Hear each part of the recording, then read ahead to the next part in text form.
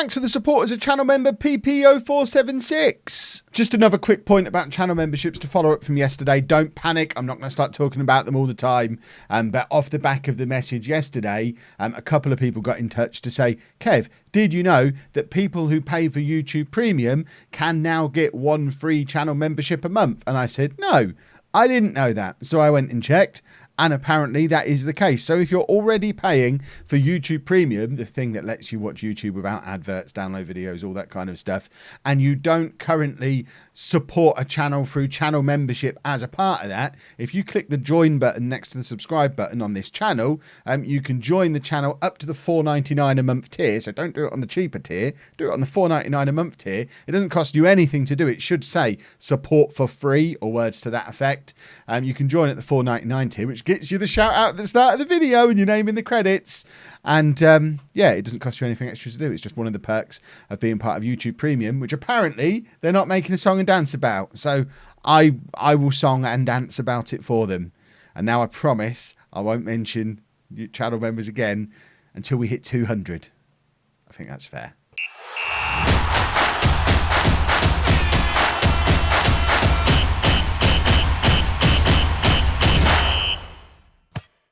Hello and welcome to Club 6, Part 6 of Non-League to Legend. I'm Kevin. Coming up on today's episode, we have the Super Cup, because I've been reliably informed that apparently it's a thing that people care about in Spain.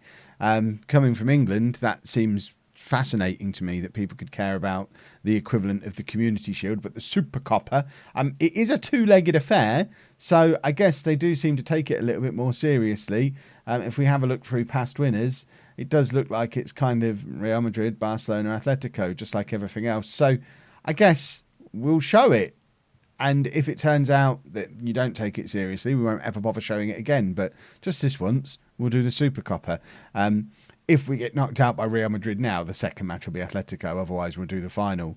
But it is Real Madrid up first. So let's see how we get on, shall we? As you can see, since you were last with me, we've won a couple more games. We are still top of the league, albeit by only 1 point over Real Madrid. Mbappe now top scorer in La Liga, scoring more frequently than Leonard now. He is, at age 34, having the best season of his career. 16 goals from 17 starts, 22 from 21 in all competitions, averaging an 8.06 across all competitions, 8.03 in the league, which is the best season he's had since he was at Paris Saint-Germain 10 years ago. So since he was 24, he averaged an 8.15, but obviously in a weaker league. And looks like on course for him to score more goals, get more assists than he did that year as well. So Kylian Mbappe, better than he's ever been. Got runner-up in Ballon d'Or. The guy at Inter, who we nearly signed, Luca Kiao, he won it for the 4th year in a row. But the interest in Leonard seems to have cooled, so we've now dropped our bid for him, for the Brazilian guy, in the hope that we get to keep Leonard around. As you've seen by this, his form has cooled off significantly since he's been being chased by other clubs, since his head has been turned. But luckily, Mbappe stepped up into the void, and fingers crossed, if we can get through this transfer window without selling Leonard, then hopefully by winning stuff this season, if we get to win stuff this season, we'll convince him that he's better off here than at Manchester United or PSG, which are the two clubs that are chasing him at the moment. So this is the team we're going to put out there for the Real Madrid game. It is our strongest team, because apparently if we take this seriously, we have to put a strong team out, aside from Hendricks, who's recovering from injury, which seems to be all the time he's recovering from injury. But what do I know? I mean, I know he's injured a lot. That's what I know. Apparently he's not injured with anything, but if we have a look at his injuries, he's had 2 twisted ankles since signing for us in the summer. Has this guy got a dodgy ankle? Because he's had a twisted ankle there as well. He's twisting his ankle all the time. We've got an ankle weakness on Ian Hendricks, which is a little bit of a problem. He's 28 now. Ankles are quite important as you get into your 30s, as I know. So, they're always important. I don't even know what that means. Ankles are important in your 30s. Sometimes I hear myself speaking and wonder why I am. I don't get it.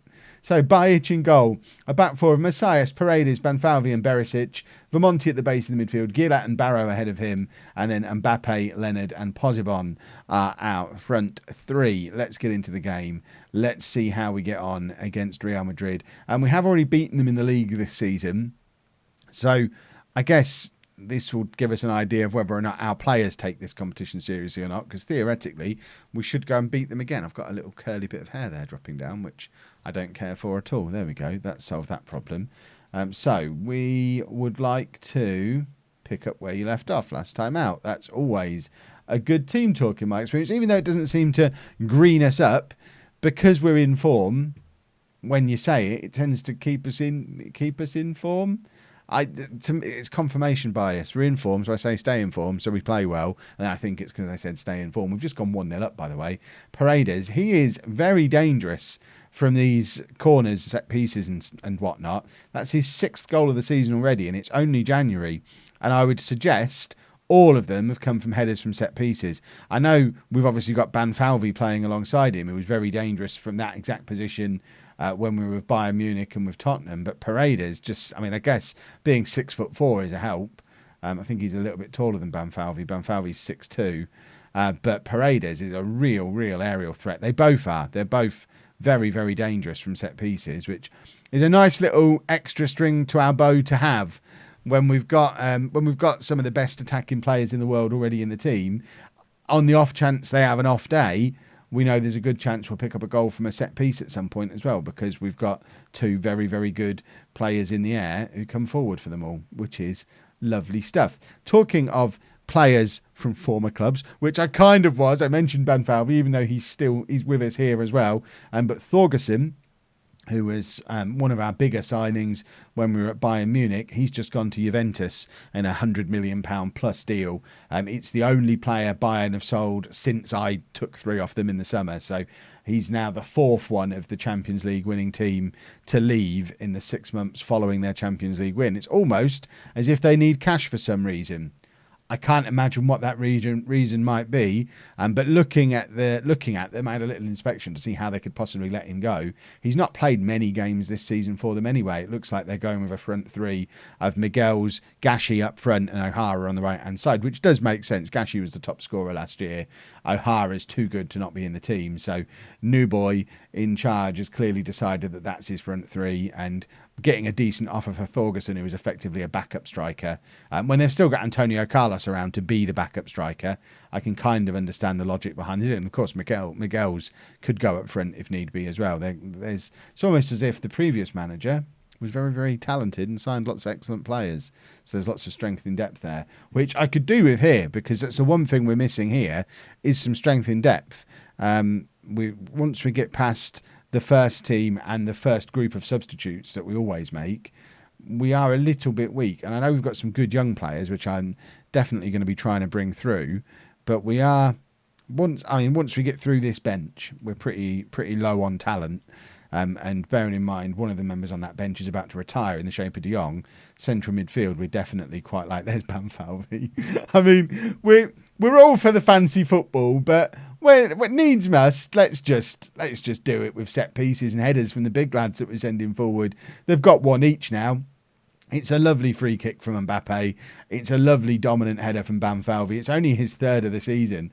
A little bit light on goals for him this year, but like I say, he's not had to share that responsibility with anyone at his previous clubs. He's been the man we aim for at every set piece, whereas here they kind of take it in turns depending on which side it goes.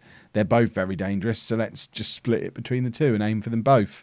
I haven't touched the set pieces at all here, so I think it does rotate which one of them is being aimed at. Mbappe on the right-hand side, looking to conjure up a 3rd. Cross comes in for Correa, and he's there, and that's a 6th goal of the season for him as well. He cost as much as Paredes and has now scored as many goals as him, which seems like a diss on Correa, but Correa's barely played any football. But when he does come on, he is very dangerous. He's a very good backup striker to have, and I do wonder how long he's going to be patient and accept being the backup striker, because clearly he's got goals in him, and he doesn't look out of place in a Barcelona shirt. He deserves to start more games than he does. We're going to take off Barrow as our last substitution. We may as well bring Hendricks on and get some game time back into him again as he returns from his latest poorly ankle. Because, you need ankles. I think that was the quote, wasn't it? You need ankles in your 30s. He's not 30 yet, so he doesn't need his ankles yet. He'll be all right. Gila skips past his man beautifully. He's just signed a new long-term contract on big boy money. It's like a £375,000 a week contract, but he's very much emerging as one of my key players. It's very handy having someone so attack-minded bursting through from central midfield. And it's very reassuring the way we've thumped Real Madrid here today. It does make me wonder whether this tournament is taken as seriously as I've been led to believe, or whether Real Madrid have just played a really rotated team, because we've just done that very easily against a team that's only 1 point behind us in the league. But that does mean we now set up a final against Atletico. So fingers crossed we go beat them as well and win our first piece of silverware at Barcelona, which will be lovely.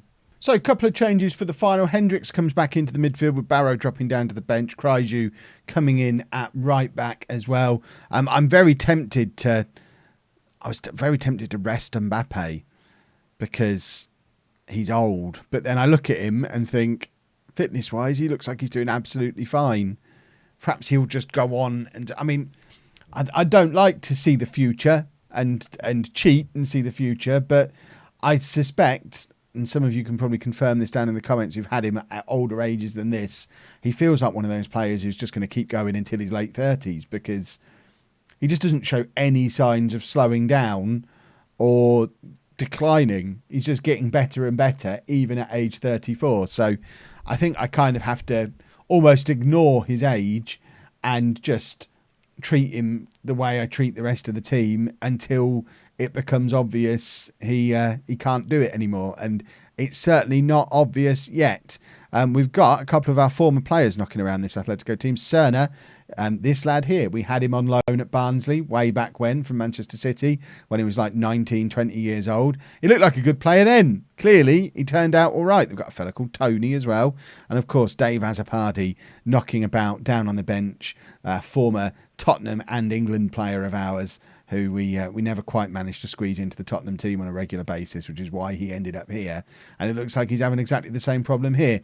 I would suggest being a right-footed left-back is probably holding him back, and he needs to just accept that he should be playing right-back.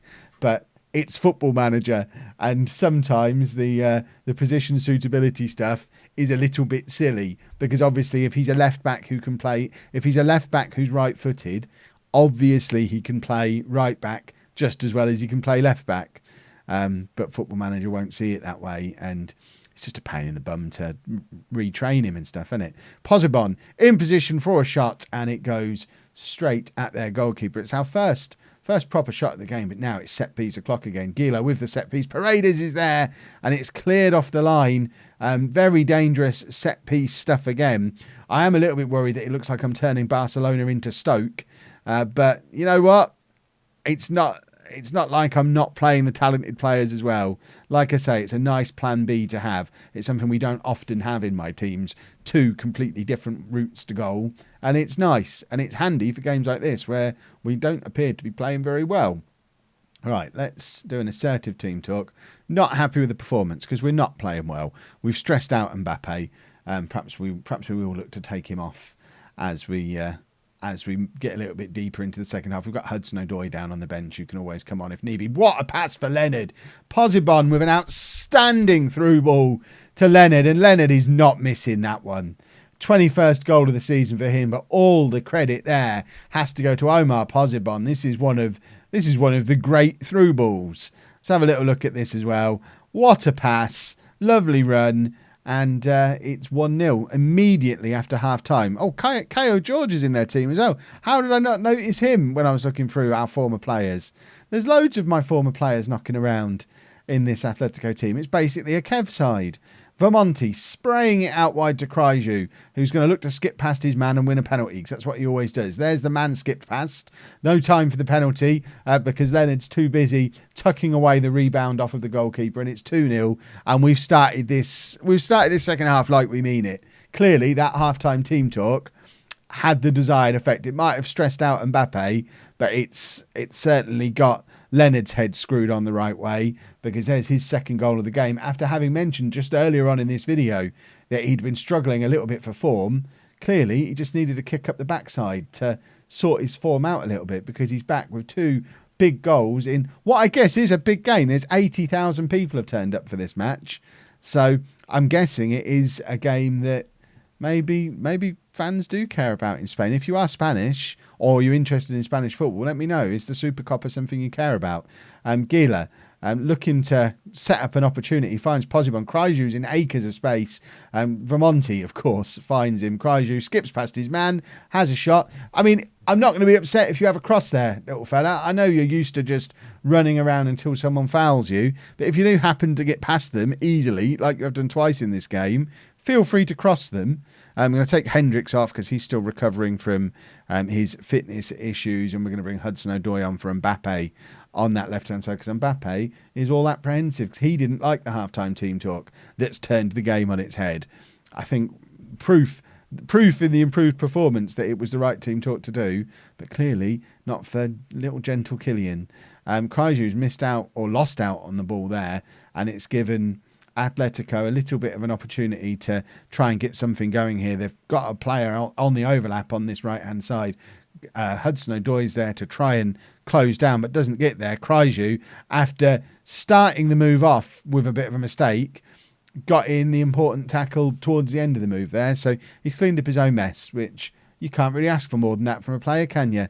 Willing to clean up their own mess. But here's another counter-attack, and this time Krajew's way out of position, and Banfalvi's just going to take it off him. So look, come on, George. Remember who's in charge around here. Just yoink, have that off you, sorted. And the ball immediately is at the other end for Leonard to have another very good opportunity. We're a good football team when we want to be.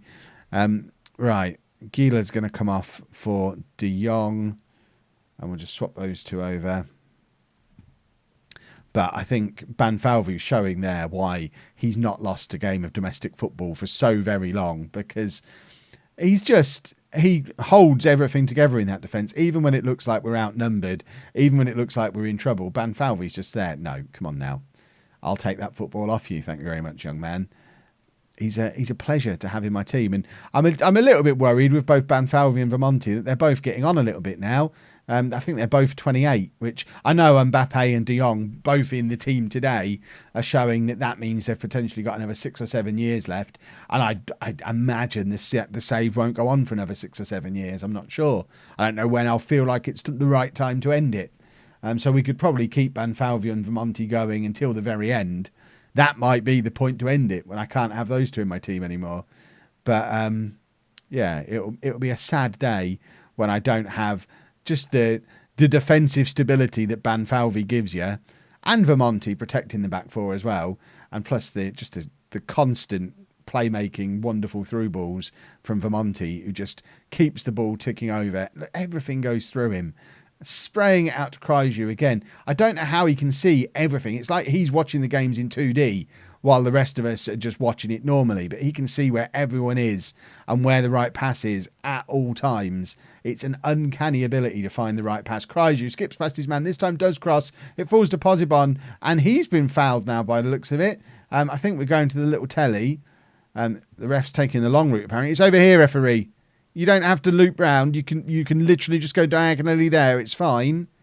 It's the 93rd minute, ref, and we're 2-0 up.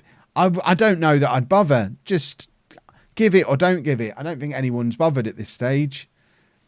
He's running back onto the pitch. And what's happening? We have the penalty. Huzzah! Well worth wasting 30 seconds going the long route to get to the little telly. And it is Leonard to step up for his hat-trick in the Super Copa final. For our first piece of silverware at Barcelona, it's Leonard, and it's 3-0, and hopefully that means he's back. 23rd goal of the season for him, puts him back up above Mbappe on the goal scorer charts for us, although presumably not in the league, because obviously this isn't a league game. I say presumably, I know factually these aren't league goals. And there we are with a lovely, lovely trophy. Marvellous stuff. Another one to add to the collection, I guess. let's head to the. We don't need to dwell on it too much, because as much as some of the locals might enjoy that, I'm coming from England and thinking, why do you care? It's such a pointless trophy. I don't know why we care that we've won it, but we do. In fact, I probably should have checked if the board cared. Super Copa, not important, just like the Copa del Rey. Well, there you go. That says it all. But we get some medals. Jurgen Klopp's been humbled, which is always nice. And a pat on the head for Philippe Leonard. Marvellous. Right, tomorrow we will be back for Champions League football. We've got Wolfsburg in the first knockout round of the Champions League. So we'll be back for that. You'll obviously know then if we manage to keep hold of Leonard, who is still very much attracting the attention of Manchester United now. Paris Saint-Germain were in briefly. The media are now speculating a £181 million transfer. So I've just pushed his asking price up there. And if they meet it, we'll just go back in for the guy at Inter Milan, who's 2 years younger than him and has won the Ballon d'Or every year of his 20s so far. So he's probably quite a good player. If you've enjoyed that, please make sure you leave a nice big thumbs up on there for me. Subscribe to the channel for daily Football Manager videos. And thank you very much for watching.